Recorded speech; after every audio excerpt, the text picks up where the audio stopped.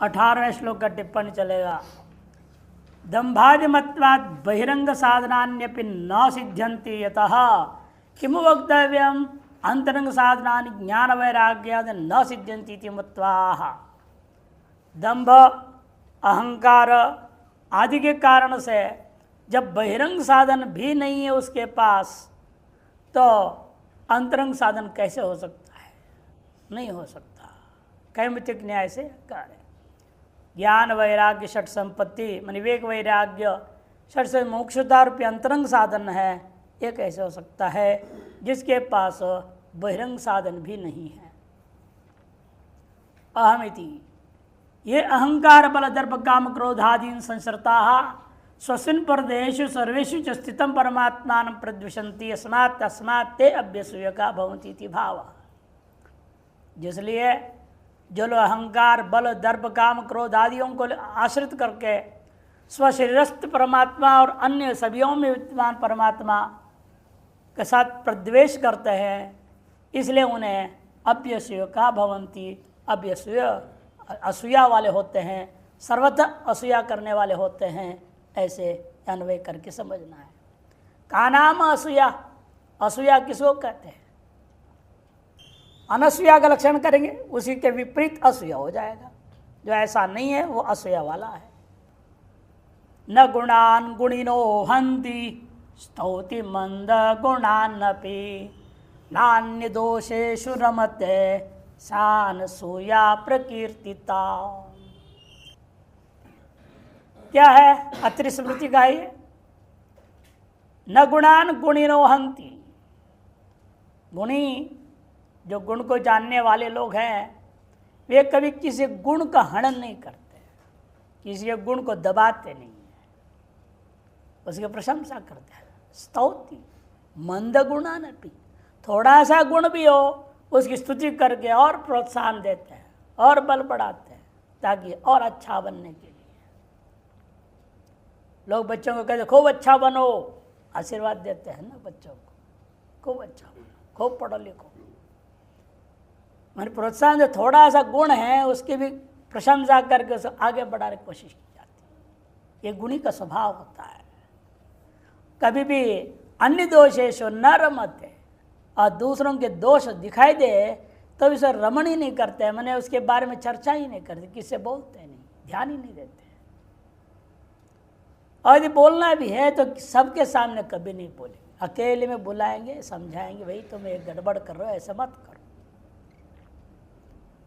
इसका नाम अनसूया, और इसके ठीक विपरीत का नाम असूया हो जाएगा। तस्या भावो असूया, माने दूसरों के गुणों की निंदा करना और दोषों का वाहवाही कर देना, इसी का नाम असूया है।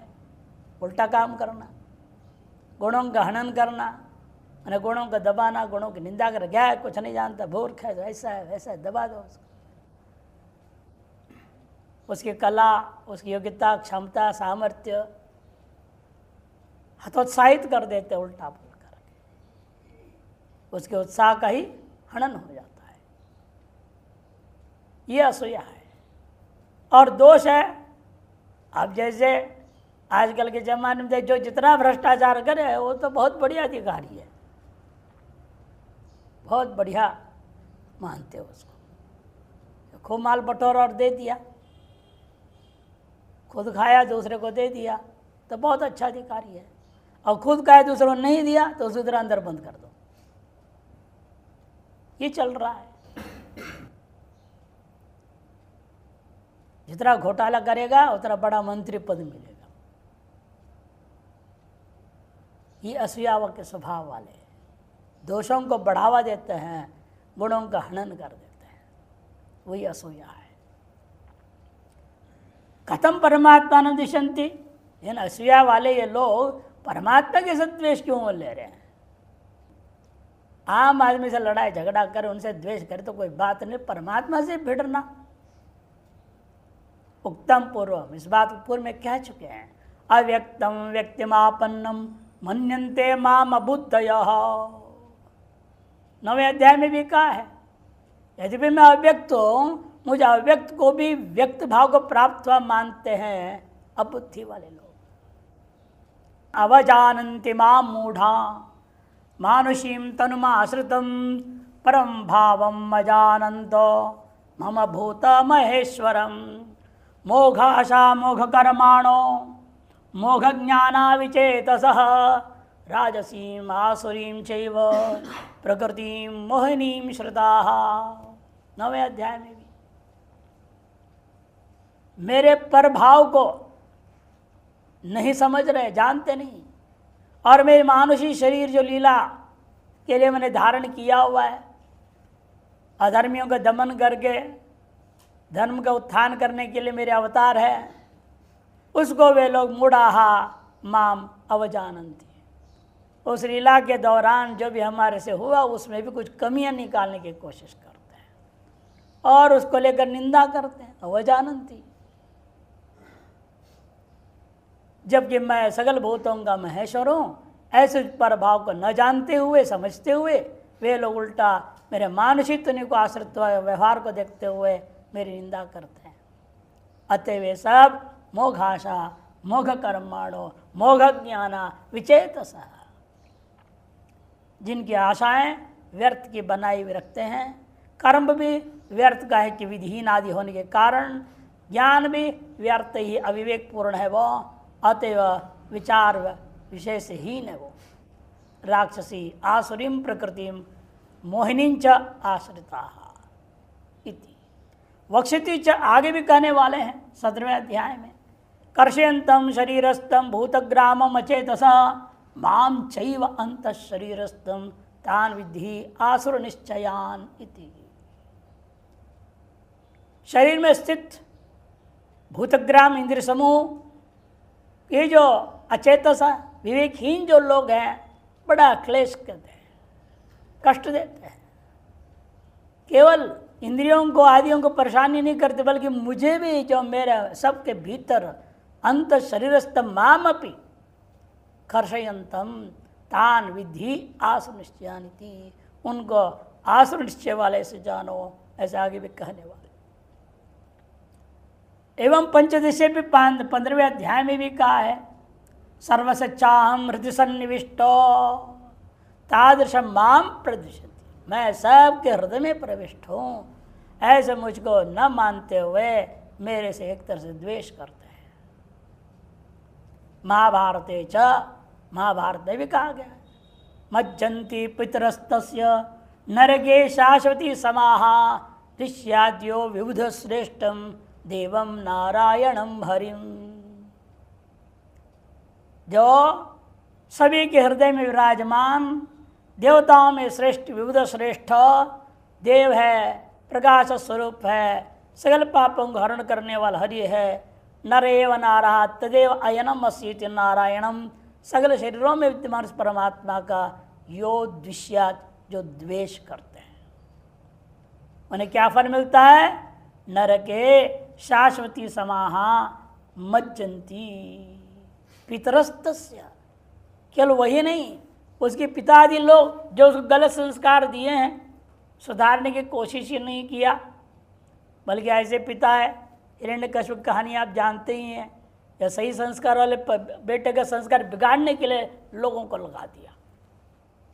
विशेष आचार्यों के कहा कि इसको बिगाड़ो, ये हरि का नाम ले रहा है, विष्णु का नाम लेता है, इसको बदलो, दिमाग बदलो इसका।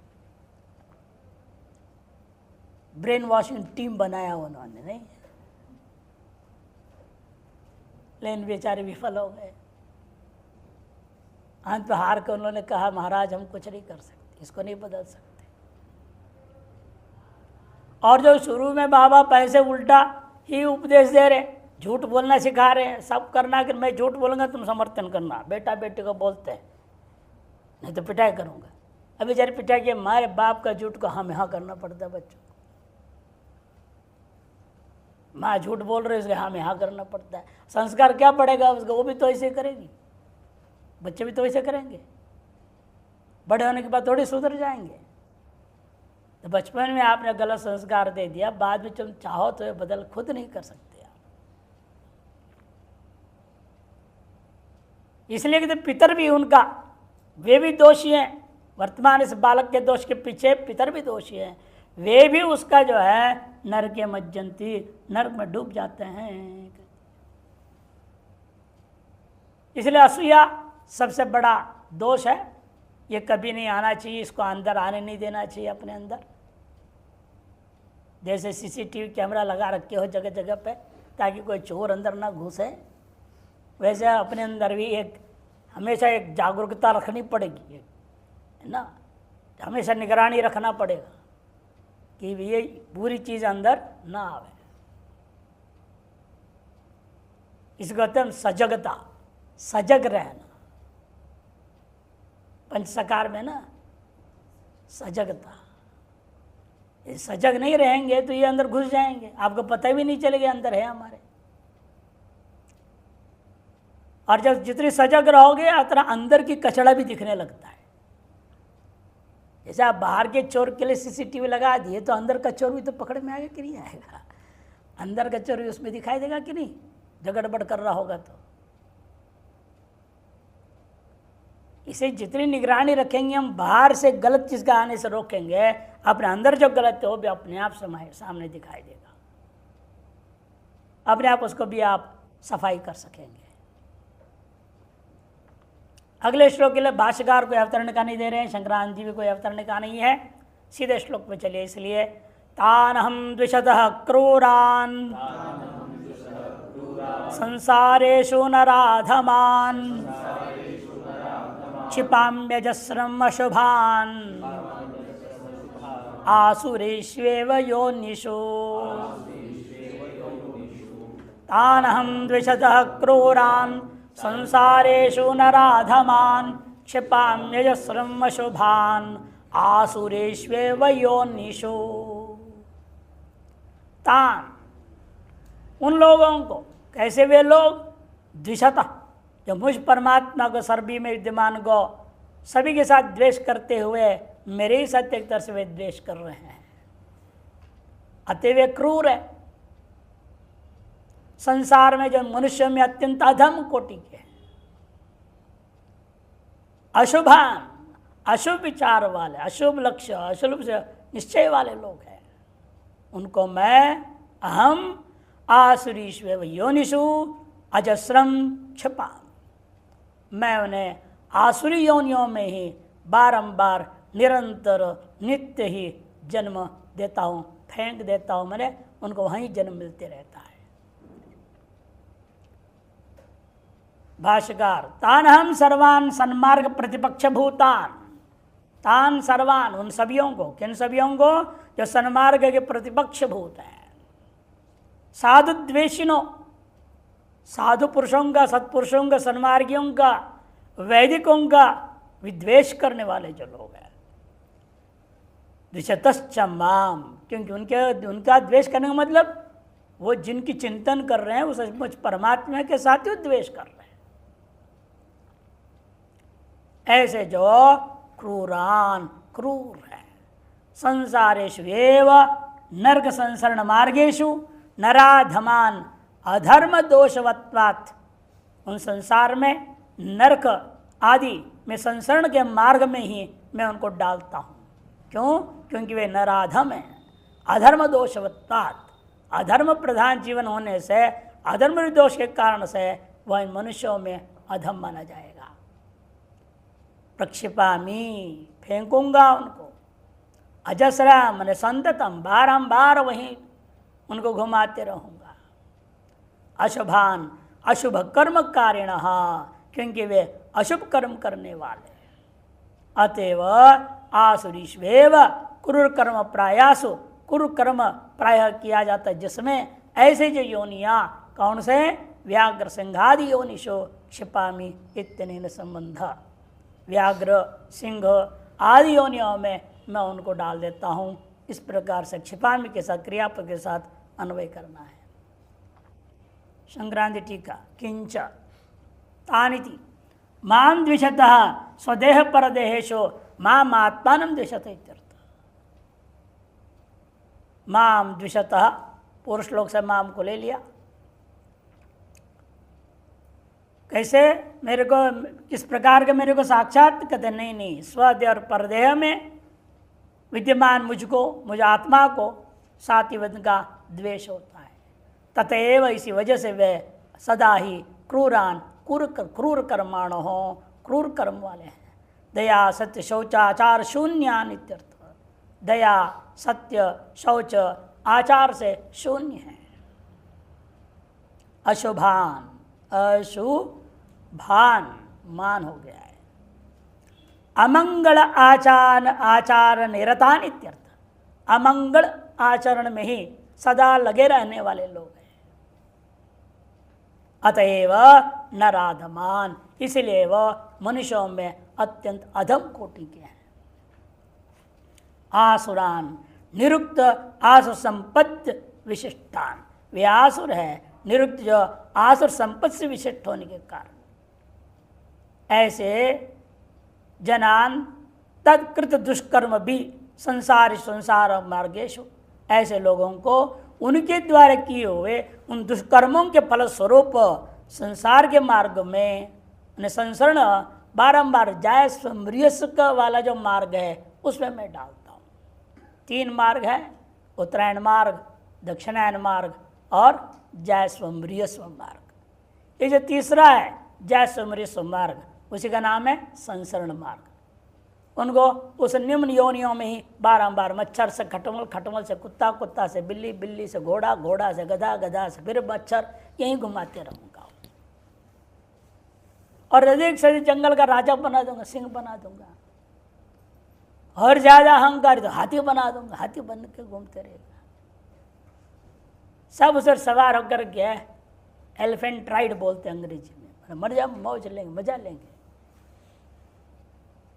वो बना दूंगा। अपने आप को बड़ा पहाड़ जैसे हिलते घूमते फिरते रहेगा।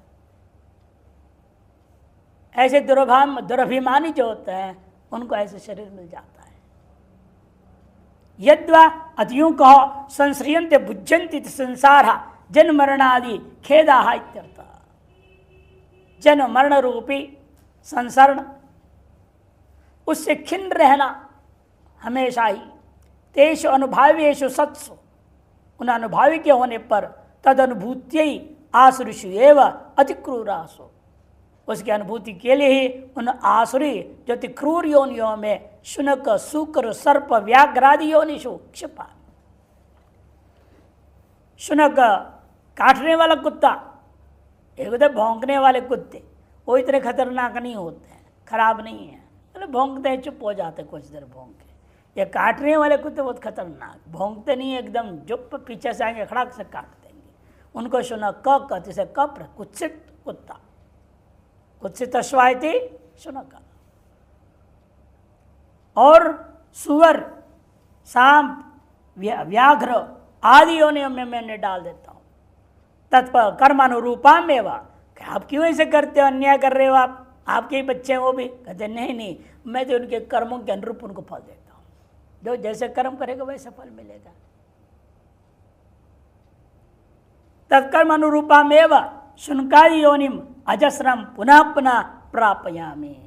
उन शुनकादि योनियों में बारंबार निरंतर उनमें घुमाते रहूँगा, प्राप्त कराते रहूँगा। कौन? हम ईश्वर हो, मैं जो ईश्वर हूँ, मेरे काम है, मैं उन्हें कर्मानुसार उनको फल देते रहता हूँ। क्यों ऐसे करते उनके साथ? वे गलत कर्म कर रहे हैं तो करने दो, चलने दो उनको उसी हिसाब से। कहते नहीं, मद आज्ञा 6 दिनों जना नित्यर्थ। मेरी आज्ञा स्वरूप वेद, श्रुति, स्मृति इनका उच्छेदन करने के प्रयास करते हैं वो, इसलिए उन्हें दंड देना आवश्यक है। अभी एक ऐसे निर्णय आया है सामने में, सुप्रीम कोर्ट ने निर्णय दिया, एक बाप के 3 लड़के थे, अब एक को ही सारा संपत्ति लिख दिया बाप ने, जीते जी, अभी जिंदा है बाप, पहले उन्होंने कर दिया, अभी फैसला कर देता हूँ तो इनको ठिकाने लगा दी जाए। 2 थे बड़े दुष्ट, पैसे उड़ाने में लगे रहते थे, नशाबाजी, ये वो, मौज मस्ती। एक बड़ा समझदार सारा कारोबार संभाला हुआ था, इसलिए के नाम पर पूरा का पूरा लिख देने से उन दोनों को पता लग गया, बाप ने ऐसे लिख दिया है, खुद ही बताया होगा। वो दोनों कोर्ट में केस की, कि हमारे बाप हमारे साथ अन्याय किया है, हमको भी हिस्सा मिलना चाहिए। अब निचला कोर्ट में वो हार गए तो ऊपर में कोर्ट में आया, ऐसे करते थे हाई कोर्ट में वो जीत गए, दुष्ट। और सही आदमी बेचारा था, वो हार गया। बाप और बेटा जो सही थे, वो जिस बाप ने जो लिखा उसके खिलाफ भी केस किया ना उन्होंने, मेरे बाप ने अन्याय किया, बाप के खिलाफ केस, और अपने बड़े भाई के खिलाफ। अब वो लोग इसलिए सुप्रीम कोर्ट में गए तो सुप्रीम कोर्ट ने फैसला दिया योग्यता के अनुसार यदि पिता एक बेटे को योग्य समझ के पूरा दे रहा है तो उचित है। वहां दोनों दुष्ट हार गए। हाल ही का फैसला है, आगे ठीक किया इन्होंने, इसलिए पूरी संपत्ति अकेले कोई होना और तुम दोनों को घर से निकाल दो, निकाल दे घर से, जाओ कहीं कमाओ और दारू पियो, जितनी पीना है पी लो, कमा के पियो, पता चलेगा ना तब। ये जानबूझ के बाप ने किया उनको सिखाने के लिए।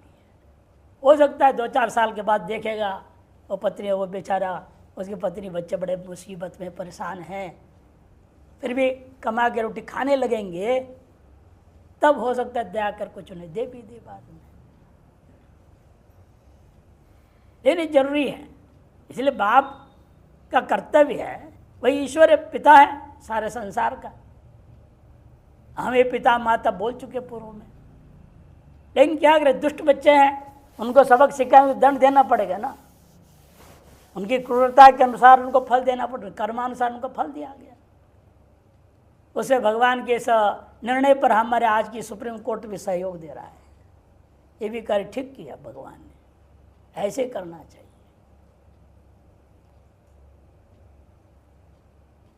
टिप्पण किम तेष भी क्रमेण बहुनाम जन्म अंत्य श्रेय भविष्यति चेत आह।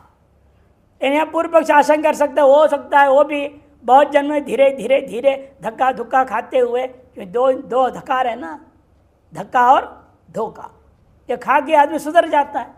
वैसे वो हो सकता है वो भी धक्का धोखा खा के धीरे धीरे सुधर जाए और अच्छे कर्म करने लग जाए, थोड़ा अंतर शुद्ध हो जाए, कभी तो हो सकता है सुधार आ जाए। जब भोनाम जन्म अंत्य श्रेय भविष्यति, उनका भी श्रेय हो सकता है, दाहा वो हो ही नहीं सकता। वे ऐसे आदतन हो जाते हैं, वो आदत को छोड़ नहीं सकते। यतो ही तान संसारेषु नराधमान अशुभान क्रूरान आसुरेषु अजस्रम संततं क्षिपामीत्यन्वयः। जिसलिए वे कैसे हैं, इस संसार में नराधम है, अशुभ है, क्रूर है, द्वेष करने वाले लोग हैं, इसे उनको तो आसुरी होने में निरंतर में डालता हूं। उक्तंच, और बृहदारण्यक ने स्पष्ट कहा भी, अतः कपूय चरणा अभ्यास यत्ते कपूयाम योनिम वा पत्येरन स्व योनिम वा शुगर योनिम वा चांडाल योनिम वा इत्यादि। वह जो कोई भी कपूय चरणा अशुभ कर्मों को करने के स्वभाव वाले हैं, उन लोगों को शीघ्र ही मैं उन निकृष्ट योनियों में, जैसे कि कुत्ता, सुअर, चांडाल आदि योनियों में मैं डाल देता हूँ। महाभारते भी का ये द्विषन्ति महात्मानं न स्मरन्ति च केशवं न तेषां पुण्यतीर्थेषु गति संसर्गिणामपि। लोग जो महात्माओं का विद्वेष करते हैं, महात्मा न मैंने कौन महात्मा, वासुदेव भगवान, परमात्मा ही महात्मा है और कोई महात्मा है ही नहीं। ये तो हम लोग को भी महात्मा लोग कह देते हैं, एक चल पड़ा है कि वासुदेव सर्वमिति स महात्मा सुदुर्लभ। जब वेदांती होता है, सन्यासी होता है, परिव्राजक, वो भी क्या समझ रहा है, सर्वम ब्रह्म, सभी आत्मा है, सब परमात्मा ही है, वासुदेव सर्वम, इसलिए उसको भी महात्मा कह देते हैं। लेकिन असली महात्मा कौन है, वो परमात्मा ही है। इसीलिए उस परमात्मा का जो द्वेष करता है, द्विषंति न स्मरंति च केशवम, अतः भगवान का स्मरण भी नहीं करते हैं। उन्हें तेषाम पुण्य तीर्थेषु न गति, उनको पुण्य तीर्थों में, पुण्य मार्ग से, उनको पुण्य लोकों में उनको गति नहीं हो सकती है। केवल उन्हें ही नहीं, संसर्गिणाम अपि, उनके साथ दोस्ती यारी करने वाले लोग हैं, उनको भी मैं वहीं ढकेल देता हूँ। गलत के साथ जीने वाला वह भी गलती है। चोर चोर मोसरे भाई कहता था, इसीलिए जो उनके साथ लगेंगे उनको भी अधोगति ही प्राप्त होगा। इत्यर्थ तस्मात् श्रेयो प्राप्ति गंधोपि नास्ति, इसे श्रेय प्राप्ति का लेश मात्र संभावना नहीं है।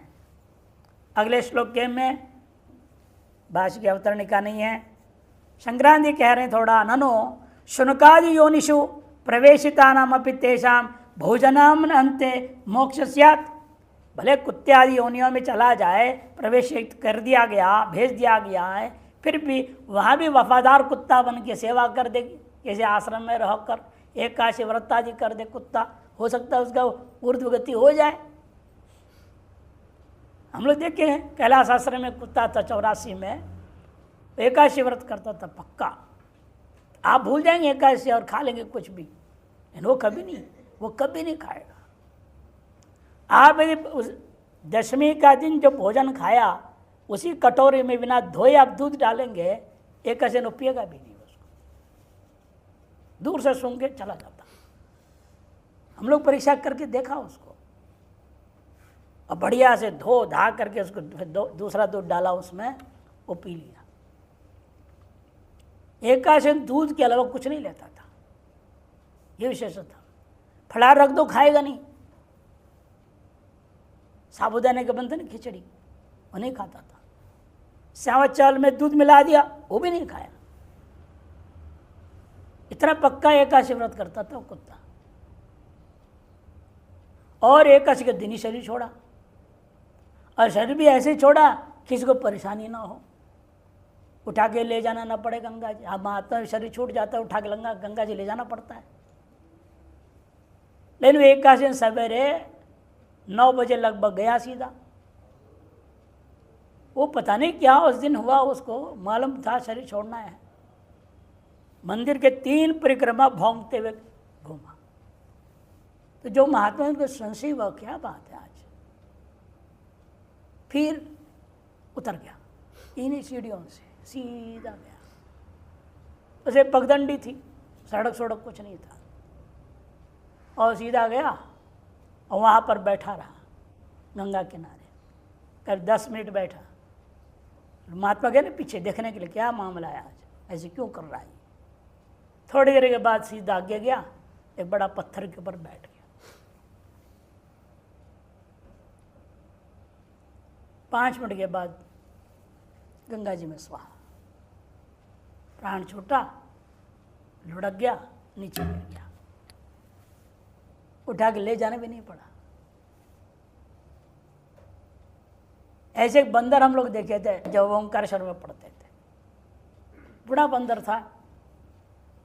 रोज जैसे हम लोग महमन स्तोत्र पाठ करने लगते हैं रात में, लेकिन रात में बंदर नीचे उतरते नहीं पेड़ से।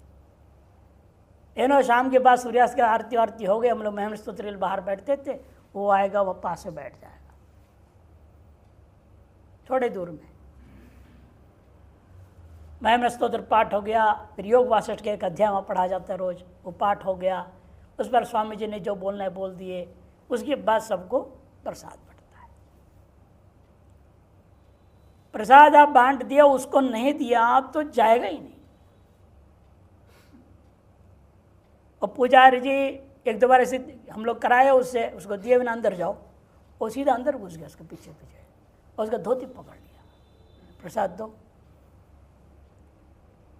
और उसको प्रसाद दिया, चुपचाप चला गया। इतना बिना महमन स्तोत्र, महात्मा भी लास्ट में आते थे प्रसाद खाने के लिए, महमन स्तोत्र में नहीं आते थे। कई महात्मा महाराज जी बोलते भी थे, वो तुम लोग देखो, तुम लोग जो देखो, पहले आके बैठ जाता है। आरती घंटी बजना शुरू हुआ, आकर के नीचे बैठ गया वो। एक भी दिन छुट्टी नहीं, कोई बहाना नहीं। और दिन शरीर छोड़ा हो, त्रयोदशी का दिन था, प्रदोष के काल में।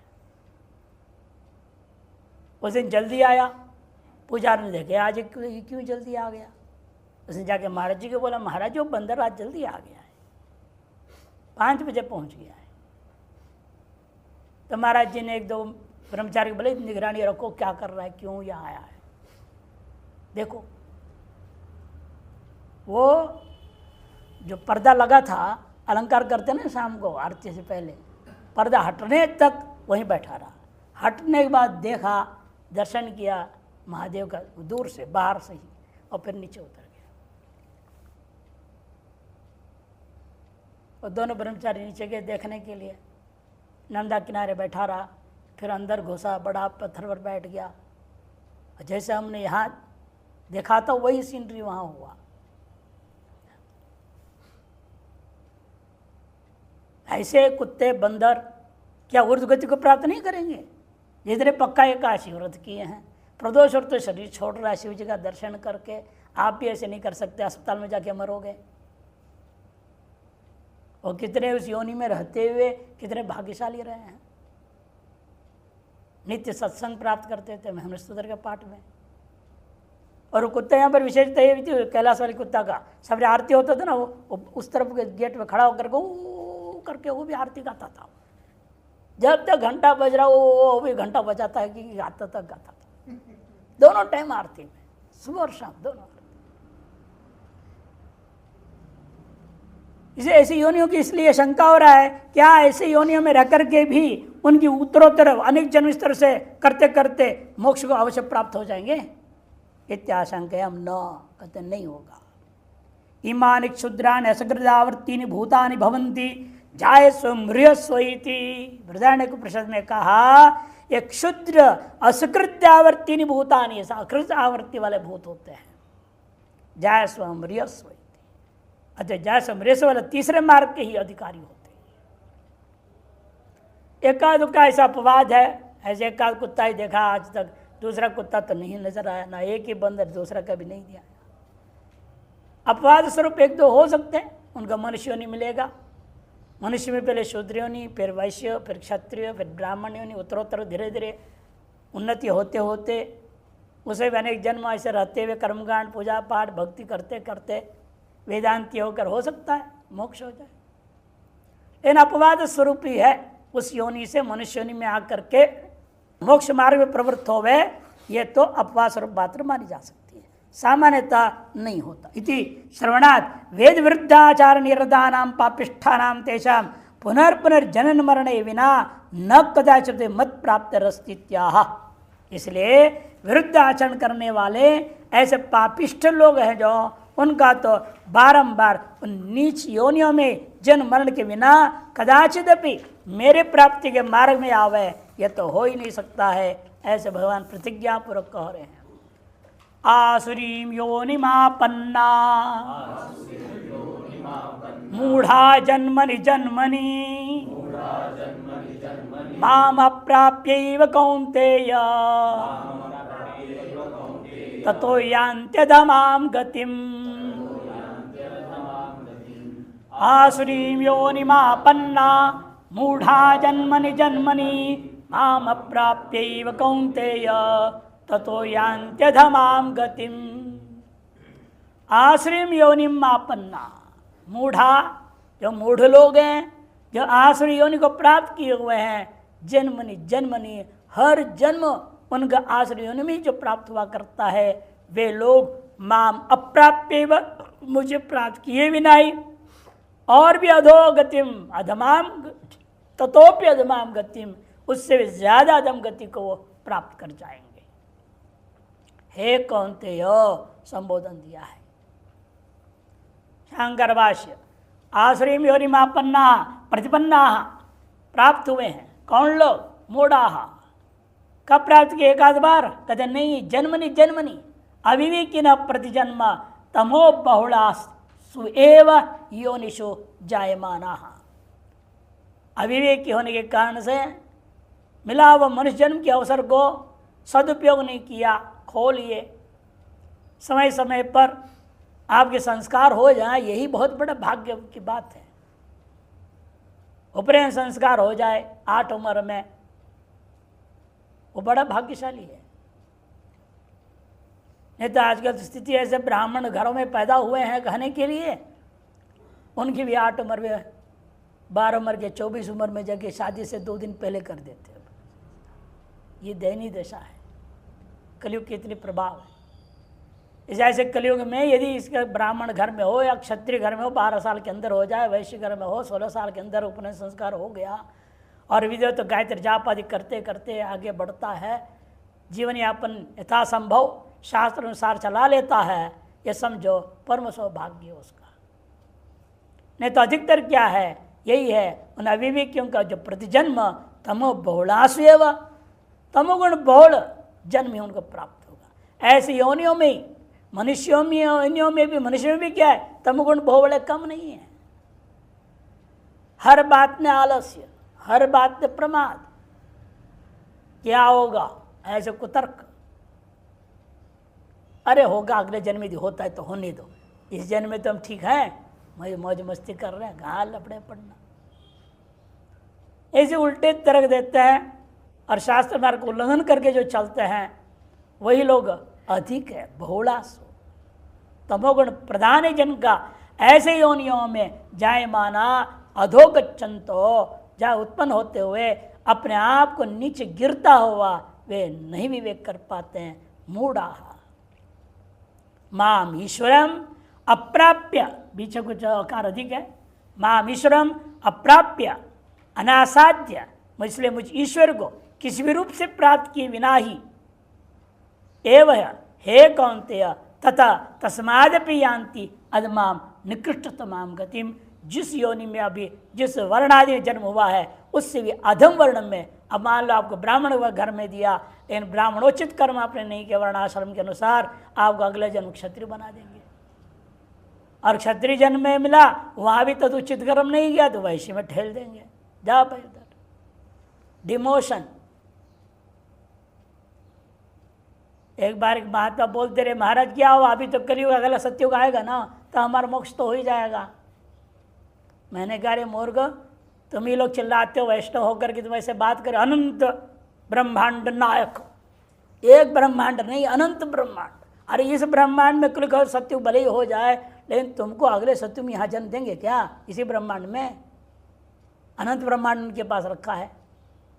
इससे भी घोर कलयुग जहाँ पर होगा वहाँ तुमको फेंक देंगे तो हाँ ये बात तो हो सकता है। इसलिए सुधर जा, भंडारे ज्यादा मत खा, भजन में लग जा। तब से सुधर गया। और महात्मा केदारनाथ में रहता है, साल भर वहीं रहता है, भजन करता है, उतरता ही नहीं नीचे। कोई कोई ऐसे लग जाता है, बात सुधर जाता है, नहीं तो जितना भी सुनाओ तो फर्क कुछ पड़ता है। उल्टा घड़ा जैसे लोग ज़्यादा हैं, भगवान ने खोपड़ा भी जैसे उल्टा घड़ा बना दिया ना, छेद यहाँ से ऊपर से छेद तो है ही नहीं, अंदर कैसे जाएगा? इधर से डालोगे तो टिकेगा थोड़ी, वो इधर से जाता ही नहीं, जाना इधर से है उधर से निकल जाता है। किसी किसी को दोनों कान से सुन के हृदय में चला जाता है, कम लोग हैं। इसलिए हम उनको बोला देखो आप सोचते हो आगे प्रमोशन मिलेगा, नहीं नहीं, transfer without promotion but transfer with demotion, ये समझो। और घटिया योनि में आप फेंक देंगे तेरे को, होगा दूसरे ब्रह्मांड में ट्रांसफर तो होगा, लेकिन उन्नति के साथ नहीं अवनति के साथ होगा। इसलिए सावधान होना चाहिए। मनुष्य जन्म मिला है, भले पहले आपने माँ बाप के संस्कार की नहीं की, भूल चूक से सही, धक्का धुक्का खा करके सही, प्रेम का विफल होने से सही, नौकरी विफल होने से सही, फेल्यूर ऑफ सोसाइटी होकर भले आप इस मार्ग में आ गए हों, लेकिन आने के बाद कम से कम सुधर जाओ, सही रास्ता चलो, सही कर्म करो तो उद्धार जरूर हो जाएगा, नहीं तो और अवनति ही है। ये कह रहे हैं उनको और यान्ति अधमाम निकृष्टाम गतिमिति, माम अप्राप्य एव, मुझे प्राप्त की बिना, इति न मत प्राप्त काचिदपि आशंका। एवकार करने का मतलब यही है वह मेरे को प्राप्त करने की लेश मात्र आशंका आप नहीं कर सकते। अतो मच्छिष्ट साध मार्गम अप्राप्य इत्यर्थ। इसलिए मेरे द्वारा श्रेष्ठ मने आदेश दिए विश्व वैदिक साध मार्ग को प्राप्त किए बिना ही वे और अधम योनियों में चले जाएंगे इत्यर्थ।